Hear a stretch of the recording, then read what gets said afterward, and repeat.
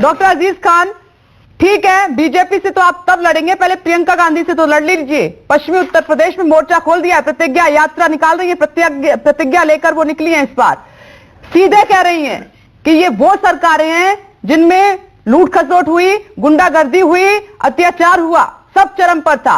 SP सरकार के बारे में बोला, बीएसपी सरकार के बारे में बोला प्रियंका गांधी ने, जो आपकी साथी रही हैं। बीजेपी को तो आप तब जवाब देंगे, पहले प्रियंका गांधी से तो निपटिए। और साथ ही कहा कि हम विपक्ष की भूमिका में है मेन, बड़े मुद्दे हुए अखिलेश यादव नहीं निकले घर से। देखिए विपनेश जी, मैं तो बड़ा अचंभित हूं।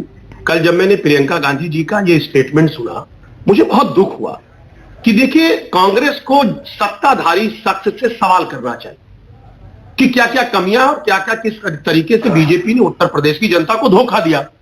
लेकिन उनका सवाल उल्टे समाजवादी पार्टी से है। अब अंदाजा आप लगाइए कि कांग्रेस किस हद तक जमीन पर वो लड़ना चाहती है। वो जमीन पर है ही नहीं कहीं, क्योंकि जो शख्स सत्ताधारी शख्स से सवाल करने के बजाय विपक्ष से सवाल कर रहा हो, इसका मतलब उसका जनाधार कितना मजबूत है, एक बात आप समझिए। और 6.5 महीने पहले चुनाव के जो पॉलिटिकल टूर किया है, उस पॉलिटिकल टूर से ऐसा नहीं है कि उत्तर प्रदेश की जनता को प्रियंका गांधी जी साथ ले जाएंगी। अरे भाई, 4.5 साल से जो बीजेपी जन विरोधी गतिविधियों में लिप्त थी, उनको उससे संघर्ष कौन कर रहा था? उससे समाजवादी पार्टी संघर्ष कर रही थी। समाजवादी पार्टी जनता की लड़ाई लड़ रही थी। उस वक्त प्रियंका गांधी नहीं थी। आज 6 महीना, चुनाव के 6 महीने पहले लखीमपुर, हाथरस और गोरखपुर और आगरा की जो जिक्र की जा रही है, क्या 4.5 साल के अंदर और क्राइम नहीं हुए? सारे क्राइम 6 महीने के अंदर ही हुए। अरे क्राइम तो बीजेपी ने 4.5 साल में बहुत किया, जनता को बहुत गुमराह किया, जनता को बहुत धोखा दिया। उस वक्त प्रियंका गांधी जी कहां थी? तब नहीं थी। दुख इस बात का है कि प्रियंका गांधी जी के जो सलाहकार हैं, मुझे लग रहा है उनको सही सलाह नहीं दे रहे, उनको जमीनी हकीकत नहीं बता रहे कि आज उत्तर प्रदेश में कांग्रेस की जमीन पूरी तरह से। ठीक है डॉक्टर अजीज खान, मैं जवाब लूंगी सुरेंद्र जी से, मुझे एक बार अपने सही चाहिए। डॉक्टर अजीज खान को कम मौका मिला है, मैं चाहती हूँ कि वो जवाब दें। डॉक्टर अजीज खान, आपकी बात भी इनकम्प्लीट रह गई थी उस वक्त। जी जी जी, मुझे ये बताइए कि आपकी फाइट अब किससे है, बीजेपी से, कांग्रेस से या बीएसपी से?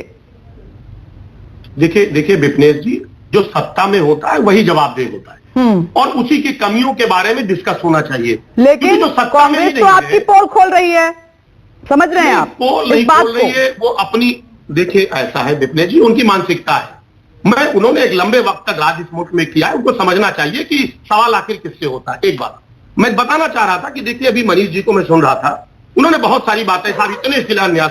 अरे भाई, शिलान्यास जो है वो विकास का रास्ता नहीं माना जाता है। विकास का जो क्राइटेरिया वो शिलान्यास नहीं है कि आप मिट्टी पाट दो, आप पत्थर लगा दो। अरे भाई, आपने 4.5 साल का जरा डाटा दो ना।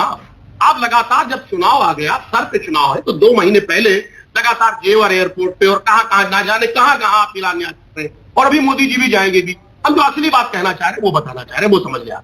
देखिए, देख रही हैं आप कि लगातार विपनेश जी पिछले 2 महीने से लगातार माननीय अखिलेश यादव जी का लगातार विजय रथ निकले, रैलियां हो रही हैं। आप जरा अंदाजा लगाइए। तो पश्चिमी उत्तर प्रदेश में इस पर क्या उम्मीद नजर आ रही है? 2012 में भी आप क्लीन स्वीप तो नहीं कर पाए थे। मुझे लग रहा है कि आपने 2012 में 58 सीटें जीती थी 136 में से, और 2017 में बीजेपी ने क्लीन स्वीप कर दिया था। इस बार 2022 में क्या उम्मीद है पश्चिमी यूपी में? देखिए, मैं वही कहना चाह रहा था। देखिए, 2022 की परिस्थितियां बदल चुकी है। आज किसान बहुत पीड़ित है, परिस्थितियां बदली हैं।